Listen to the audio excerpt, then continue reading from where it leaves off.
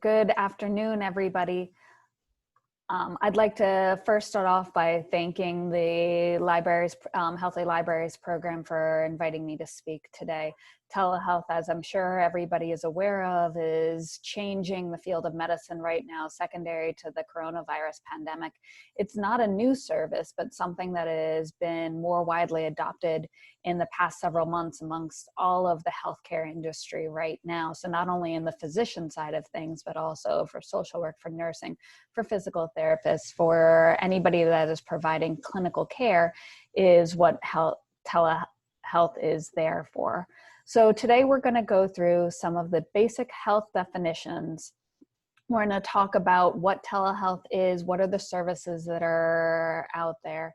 And by the end of the webinar, I am hopeful that everybody will be able to understand the definition of telehealth, identify the definition of synchronous communication, identify at least 3 requirements of telehealth in the home, list 3 telehealth providers, and feel confident in your ability to use telehealth technologies. So first, I'd like to start off with just going through the basic definitions of what telehealth is and all of the terminology that can go along with telehealth. So as you can see here, this is a graphic representation of the hierarchy of telehealth. So telehealth is an all-encompassing term at the top of our pyramid, and we're going to go through what its definition is and how this all relates. So telehealth is right at the top, but underneath it composes telemedicine, remote patient monitoring, and mobile health, otherwise known as mHealth. And within telemedicine, the terms synchronous and asynchronous can be used and are used for determining what parts of telehealth you're using. So diving into this a little bit deeper, let's start off talking about telehealth. So again, that's that broad overarching that encompasses all of what telehealth and telemedicine is. Telehealth is the use of telecommunications technology to provide remote delivery of healthcare services and clinical information. This does not include audio-only telephone communications, fax, or electronic messaging alone. It works with the other technology services to provide an overall care for you as the patient. This can be used in conjunction with telemedicine, some of the store and forward technologies, or the remote patient monitoring, all of which we will get into what that actually means. Now, telemedicine is the real two-way electronic audio-visual communication. This facilitates all aspects of the patient's health, and the patient and the healthcare provider are at separate sites. So the provider can either be in their hospital or in their home, or at a distant remote site, and you are receiving the services at your convenience in whatever site you choose. It can be at work, it can be in your home, it can even in this lovely day be outside. So synchronous versus asynchronous. So this refers under the telemedicine technologies. So video conferencing is what's referred to as synchronous. So a live, two-way, interactive, audio-visual communication that's connecting the patient and the provider at the same time. The encounter is happening in real time. This is what you would refer to as a regular doctor's visit, where the doctor is talking to you, and this is what we call synchronous at the same time. The other is store and forward, or asynchronous technology. So this is the transmission of medical information to the provider. This can be digital images, any home test results, such as if you're monitoring your blood sugar, if you have diabetes, you're monitoring your oxygen saturations or your pulse ox at home, you're monitoring your weight, you're monitoring your blood pressure. These are some of the things that can be recorded. These can be documents from other providers or something that you wanted to share with your provider, or even pre-recorded videos. The data transfer takes place over a period of time and is done by secure email transmission.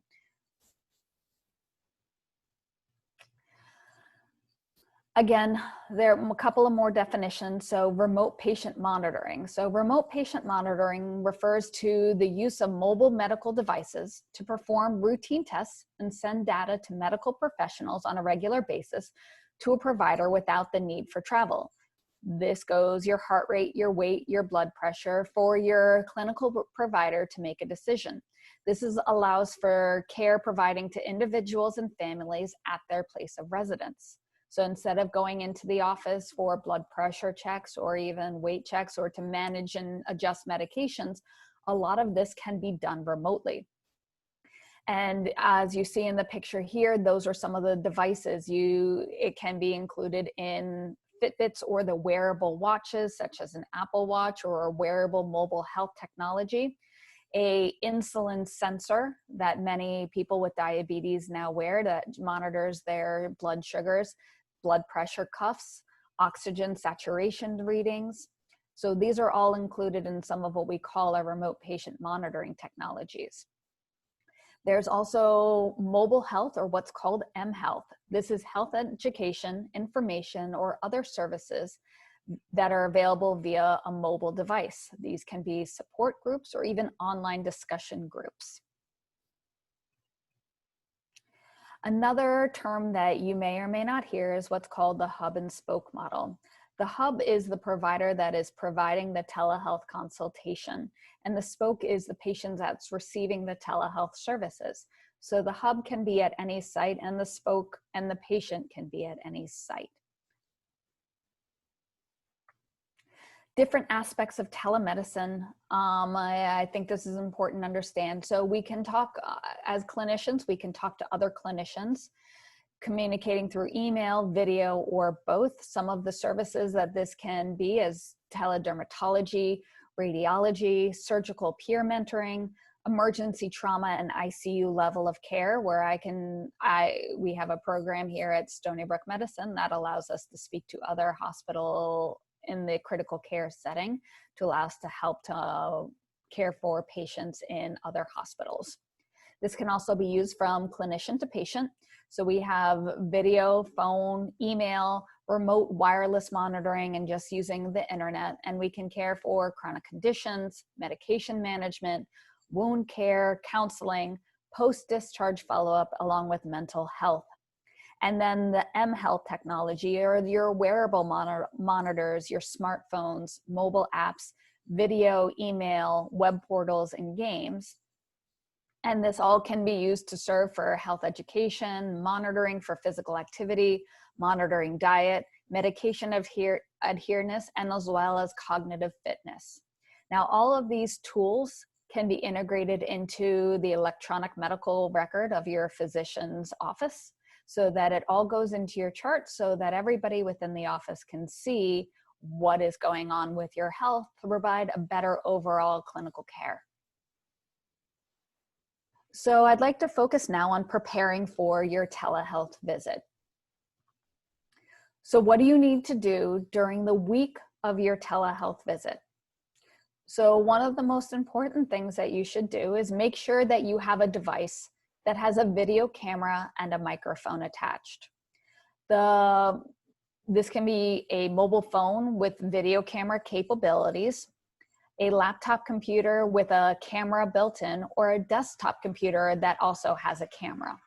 So I would make sure that your camera is working and that you have tried this out during the week of your visit. Downloading the telehealth software. So when you make a telehealth appointment, many providers will send you an email or a text message with instructions on what to download. Before your visit, please make sure that you are downloading either by Google Play with the Android device or the Apple Store with the Apple device. One of the most common causes of frustration is not remembering the password to get into these devices and having difficulty downloading the software.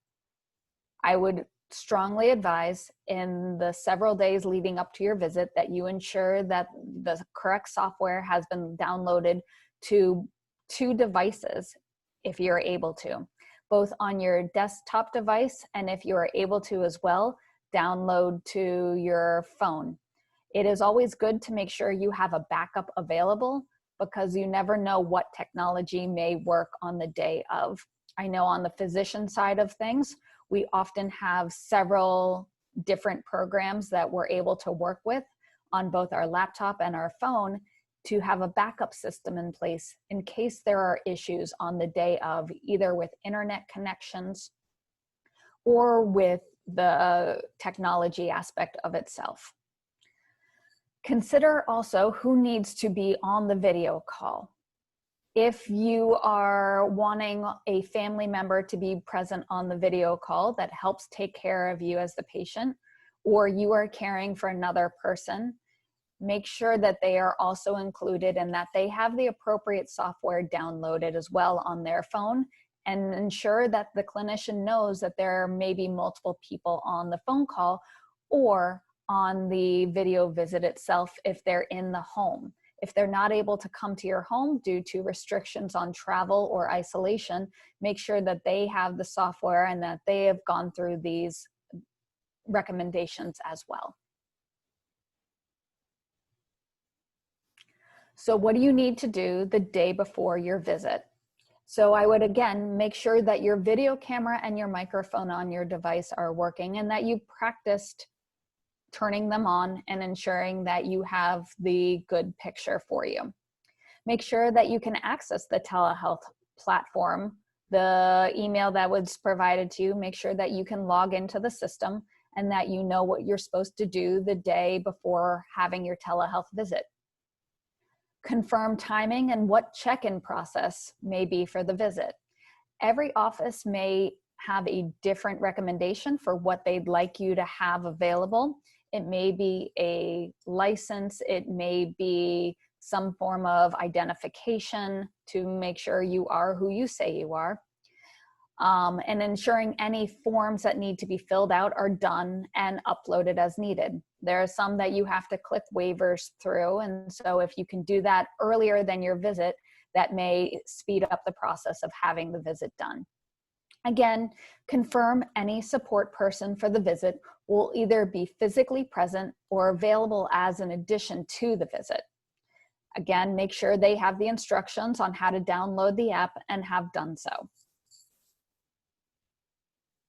So preparing for the day of the visit. Again, the biggest thing is making sure whatever device you are using for the visit is working and or charged, that your Wi-Fi and internet connection is working. You have the confirmation email or directions on how to access the appointment easily available. A lot of times it's a link that you'll have to click in order to access the specific appointment time. So please make sure you read your email or whatever information is provided by your doctor's office carefully so that you understand how best to log in for your appointment. Where you choose to have and take place in the appointment is up to you. I would recommend locating a private and quiet space to have the visit. A place that you should choose should be well lit, and a window should not appear behind you, as it will cause your face to be very shadowed. If able to, you can look at several different places around your house to see where some of the lighting and where would be most convenient to have these visits. I know in times of the pandemic right now, there are issues in terms of multiple people being in the home, and privacy can sometimes be at a minimum. If you anticipate other people being present, make sure that you have a way of ensuring either your privacy, if the visit is not something that you want others being able to listen to, ensuring where you can go to have a quiet and safe space in order to discuss your medical concerns with your provider. And then be prepared to have any medications you are taking with you for the available for the visit. This may include also any over-the-counter medications you are taking, including vitamins. This is an opportunity to have the physician take a look at all of the dosings and the pills that you have and how you're actually storing any medications that you may have. And so I would have those readily available in case your provider asks to see them.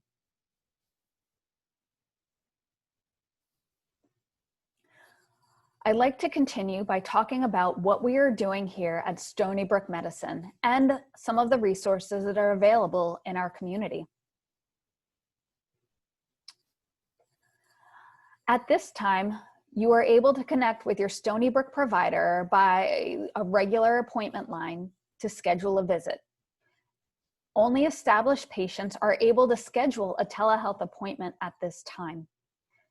Once you schedule the appointment, an email confirmation will be sent and we'll have instructions on how to download Microsoft Teams, which is the video conferencing platform that we at Stony Brook Medicine are using, onto your electronic device.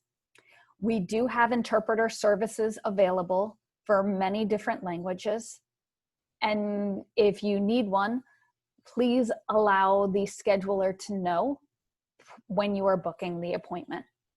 They'll be added in as a call-in, so it will not be a live interpreter that is able to see your face, but they are available as a phone conference and be available for interpretation services.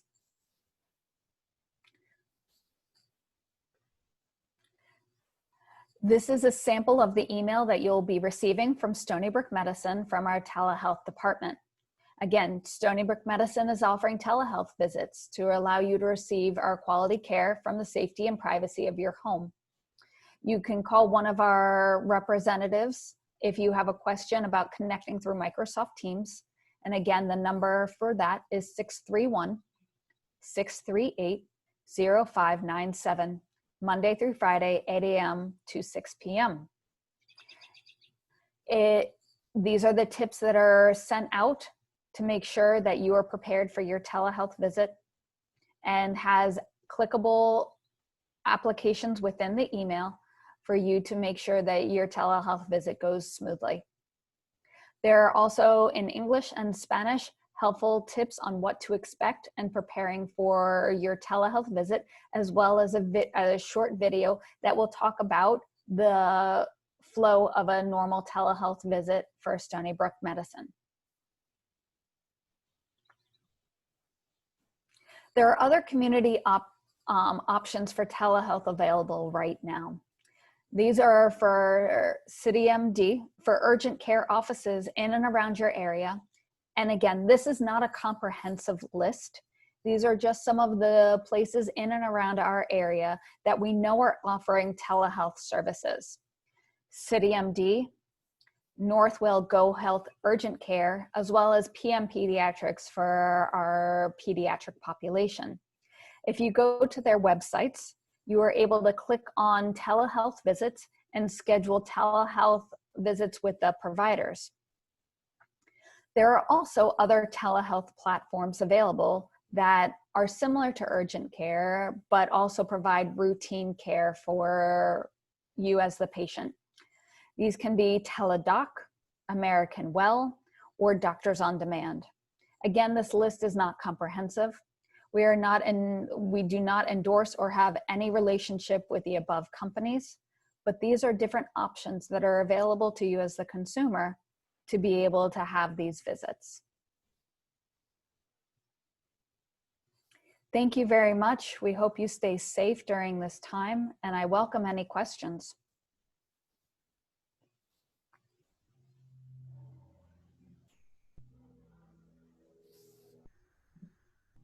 We're also hoping that you participate in a brief post-webinar survey. I'll be also sending that in the chat. If everyone could complete the survey, it'd be really helpful. And if you have any ideas for future webinar topics that you'd be interested in, there's an option that you could type. So if there's anything you'd like to hear from us in the future, your suggestions would be really helpful. So I just sent that in the chat. So Allison just asked, to use telehealth, is there a minimum age? No, so if you are less than 18 years of age and scheduling and wanting to schedule an appointment, I believe the adolescent population is able to have their own telehealth visit, and this is dependent on the institution and the office practices. They can be scheduled at any age, and we do pediatrics from birth up until they're 18 years of age, and they can have telehealth appointments. For the younger population, though, they do need to have a parent present or a provider present that can be there to witness the encounter and to also answer any questions that the child might not be able to either voice to us or to have. But they are able to have the same video visits as the adult population. The adolescent population is also able to have video visits, and the parent, I believe, needs to agree that the adolescent can have a video visit without the parent present, but the older adolescent population is allowed to have their own video visit without a parent being present. And then adult population, as we know, can have their own visit.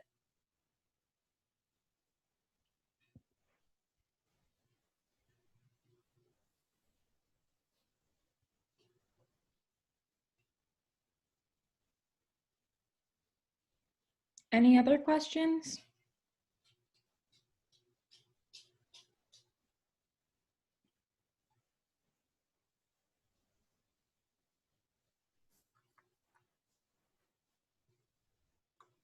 So Jessica asks, aside from medical emergencies, are there certain situations where telehealth is not appropriate?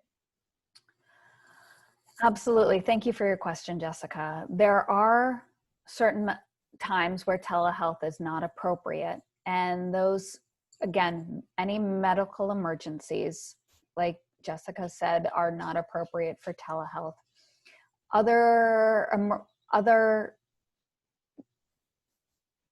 events would be where you need to either have a test done by your provider, such as a throat test, a throat culture for looking at strep throat, or when there is needs for a hands-on physical exam, and your provider can help decide if telehealth is the right appointment for you.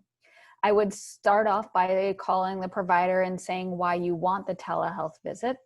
A telehealth visit can always be started, and then if there's some concerning signs or something that needs to be changed, your healthcare provider can decide what needs to be done for the next steps. Especially as offices are now opening, this is something that can be done a lot more readily.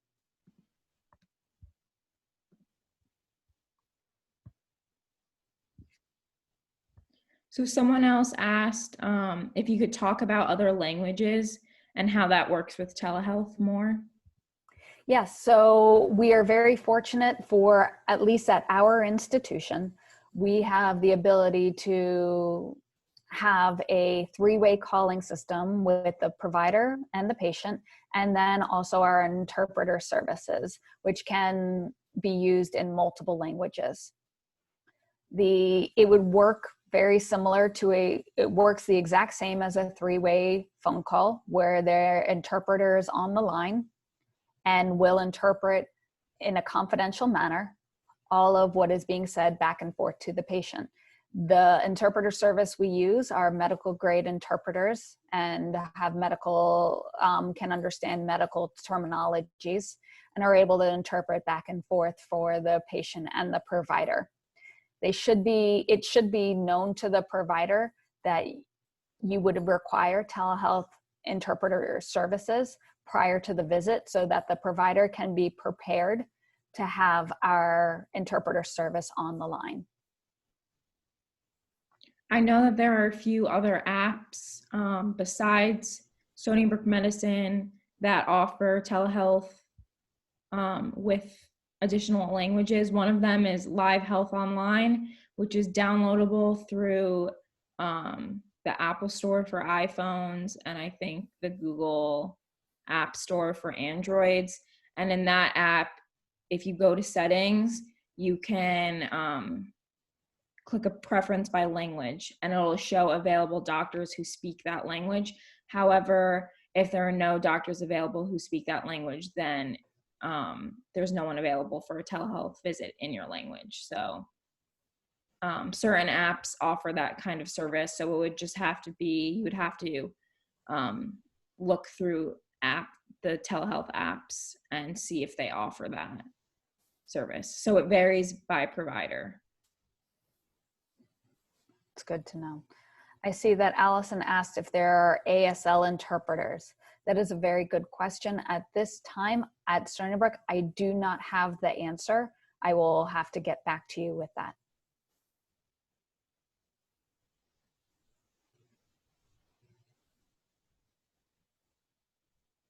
So what about accessibility for those with disabilities for telehealth? For those with disabilities, I believe telehealth really lends itself to serving that community. One, you do not have to leave your home, so there's not a problem with traveling. And then also you can have multiple caregivers either on the line or in the same environment. So depending on what the disability is, you may need an additional support person to be able to either move the camera or set up the visit with you. We don't at this time have anybody available to go to the home to ensure that everything is set up, but we do have people available to walk you through setting up the appointment and how to make sure the technology is working for you. But there'd be no traveling involved. So I think that really does lend a better use for telehealth technologies for our disabled patient population.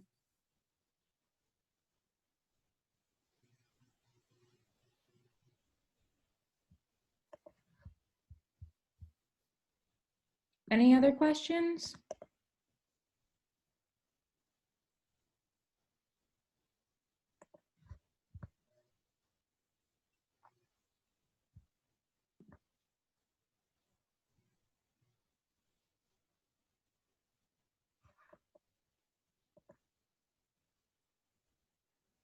Again, if you have a moment, please fill out the post-webinar survey.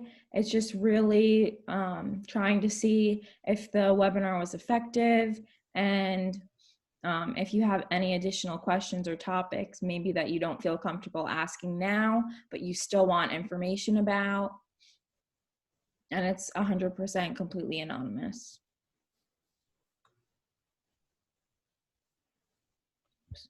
And I will send it in the chat to everyone again.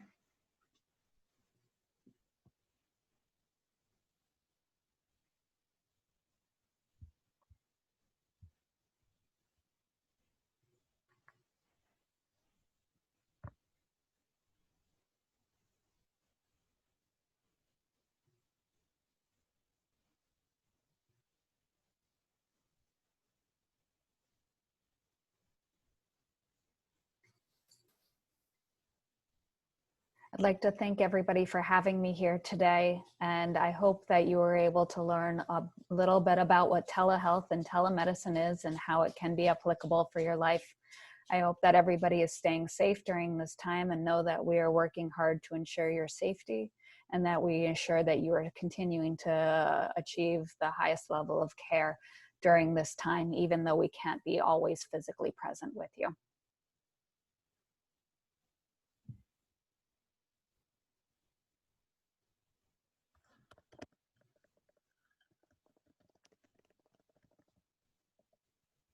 All right, so yeah, we thank you so much for attending this webinar. I would just like to thank Dr. Holfish for creating this presentation for us and making the time available to talk to everyone. We'd also like to thank the American Heart Association of Long Island for their support in making it possible for us to create webinars and do work with public libraries. If you have any questions for us that are health related, and you just want some information, feel free to email us at stonybrook.medicine@healthy_libraries_program@stonybrookmedicine.edu. That is the email for our program, and I've sent it in the chat box. We can gather any evidence-based health information questions you have on any topic. If it's COVID-19, sun protection, if you have a question maybe about diabetes, really any health related question, we can answer that for you, as we're social work students, public health and nursing students, and that's our goal. So feel free to contact us with any questions, suggestions, comments on the webinar, and please fill out the post-webinar survey. Thank you. Thank you very much for your time, everybody. All right. Take care.